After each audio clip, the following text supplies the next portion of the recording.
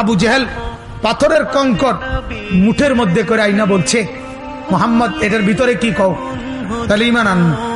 নবী বললেন, আমি না বলি, বরং এটারে জিগাও, সে আমারে চিনি নিটা জিডেই হোক। আবু জেহেল কম কিতেরে, আরে কিতেরে বাবা, এই বাতিজা তো শক্ত বাতিজা। আল্লাহ নবী বলেন, বলো ভেতরে যা আছো বলো, তুমি চিনো কিনা আমাকে। পাথরের কঙ্কর, নাতাকাল হাজার, পাথর নাতাক কথা বলছে, পাথরের কঙ্কর বলে উঠছে, আনতা রাসূলুল্লাহ, আপনি আল্লাহর রাসূল, আমি চিনি আপনাকে, আমি চিনি। এক গ্লাস দুধ 120 জন সাহাবী পান করছে, এটা নবীর মুজিজা না?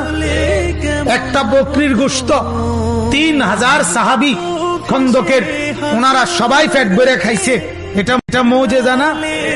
এক মগ পানি, মানে এই বদনার তলে অল্প কদ্দুর পানি, এইটুকু পানি কূপে ফেলছে, 1400 সাহাবী গোসল করছে, অজু করছে, উথলে ওটা পানি, এটা কি নবীর মুজিজা না?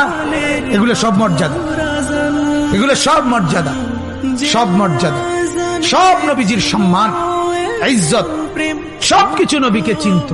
জামাদাত, হাইওয়ানাত এবং জিন, ইনসান, কুল কায়নাত আল্লাহর নবীকে চিনত।